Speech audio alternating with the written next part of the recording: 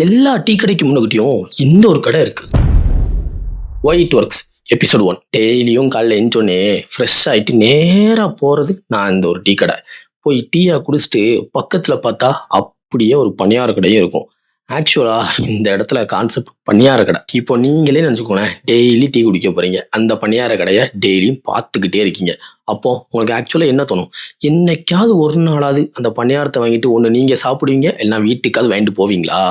இதுக்கு பேர் தான் மேரி எக்ஸ்போஷர் எஃபெக்ட். ஆக்சுவலி இது நீங்க டெய்லியும் பார்க்கறதுனாலயே அந்த ஒரு விஷயத்த நீங்க பண்ணிடுவீங்க.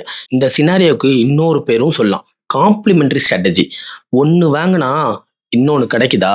இப்போ அந்த பணியார கடையை தூக்கி தனியா வைங்க, பணியாரம் வாங்க வரவங்க மட்டும்தான் வருவாங்க. ஆனா இப்போ டீ வாங்குறவங்களும் வாங்குவாங்க, பணியாரம் வாங்க வந்தவங்களும் வாங்குவாங்க.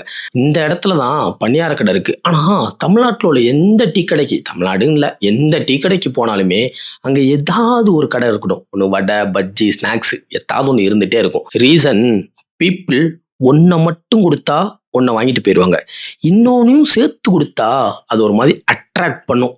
அதனாலேயே அதை ஒரு நாள் வாங்குவாங்க. நான் இதை வெறும் டீ கடைக்கு மட்டும் சொல்லலை. Think about it.